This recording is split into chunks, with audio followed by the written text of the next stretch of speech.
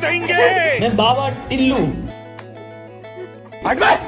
अब देख तू, अब तू गया बेटा, अब तू गया देख।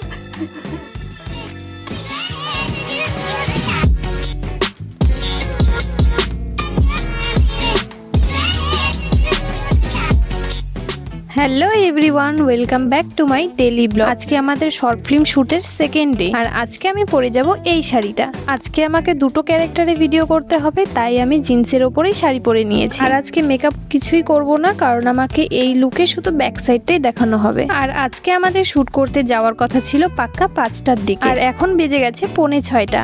আর এরা সবে মাত্র রেডি হতে বসেছে। এরা নাকি আরো রুটিন বানিয়েছে যে টাইম টু টাইম ভিডিও করতে যাবে। এদিকে কাকলি দিয়ে একটা বড় লাঠি নিয়ে বেরিয়ে পড়েছে মারপিট করতে যাওয়ার জন্য। এই ভিডিওটাতে সত্যি সত্যি আমাদের মারপিট করারই শুট আছে। আমরা যখন ভিডিও বানাতে বের হই, দেখো কতজন এসে দাঁড়িয়ে থাকে আমাদের সাথে। এমনিতে আমরা দূরে দূরে আসি বলে ওদেরকে নিয়ে আসা হয় না, তাই আমরা 3জন একাই আসি। এমনিতে যদি বাড়ির আশেপাশে আমরা শুট করি, তাহলে ওরা আমাদেরকে সব সময় হেল্প করে। আর আজকে আমরা নিয়ে এসেছি বুনুকে, কারণ এর আগের দিন একটা মেম্বার শর্টের জন্য ওই শুটটা কমপ্লিট হয়নি। এদিকে আমি শাড়িটা চেঞ্জ করে এসে পড়েছি ছেলেদের ক্যারেক্টারে। এই শর্ট ফিল্মে আমার মেইন ক্যারেক্টার হচ্ছে গুন্ডার। আমার সাথে বুনুকেও সাজানো হয়েছে গুন্ডা। একেই আমরা গিয়েছি সুনসান একটা গলির মধ্যে শুট করতে, তার মধ্যে এরকম ছাপড়ির মতো গুন্ডার মতো সেজে সত্যি সত্যি পাড়ার লোকগুলো দেখে আমাদেরকে ভয় পেয়ে গেছে। আমি আর বুনু যখন গুন্ডার লুকে সেজেছি, তখন দূর থেকে একটা মেয়ে আসছিল। হঠাৎ করেও আমাদেরকে দেখে চিৎকার করে উল্টো দিকে দৌড়ে চলে গেছে। প্রথমে আমরা ভেবেছিলাম যে হয়তো আমাকে আর বুনুকে দেখে ভয় পেয়ে গেছে, কিন্তু তারপর দিদি মেয়েটাকে ডেকে বললো যে ভয় পেও না, আমরা শুট করছি। মেয়েটা তখন দিদিকে বলে যে তোমাকে দেখেই ভয় পেয়েছি,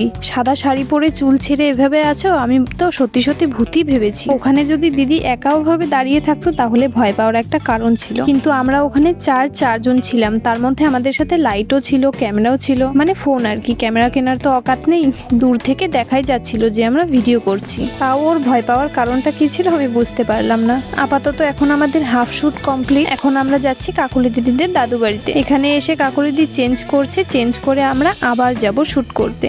চেষ্টা করছি আজকের মধ্যেই সব শুট কমপ্লিট করার, কিন্তু আজকে হবে কিনা জানি না। এদিকে কাকুলিদি ওই শাড়িটাই পরেছে যেটা আমি পরে এসেছিলাম। আমি একটুখানির জন্য কাকুলিদিদের ক্যারেক্টারেই সেজেছিলাম। তোমরা ভিডিওটা দেখলে হয়তো বুঝতে পারবে। আমরা আবার এসে পড়েছি সেম সেই লোকেশনে। এদিকে আমাদের ভূত দেখো শর্টকাট ভাবে কিভাবে ভয় দেখাচ্ছে। যদি একটা ফাঁকা রাস্তাতে দিদি সত্যি সত্যি এভাবে দাঁড়িয়ে থাকে, তাহলে লোকজন সত্যি সত্যি ভয় পেয়ে যাবে। ও তোমাদেরকে তো বলতেই ভুলে গেছি, শর্ট ফিল্মটা আপলোড হবে কাকুলিদির চ্যানেলে। আপলোড হবে কি বলছি, আজকে আপলোড হয়ে গেছে। যাও এক্ষুনি গিয়ে চেক করে আসো। তো আমাদের শুট এখানে কমপ্লিট হয়ে গেছে। এদিকে আমাদেরকে নিতে এসেছে বড় কাকা। এখন আমরা যাব বাড়ি। চলো আজকের জন্য এইটুকুই, দেখা হচ্ছে নেক্সট ব্লগে। বাই।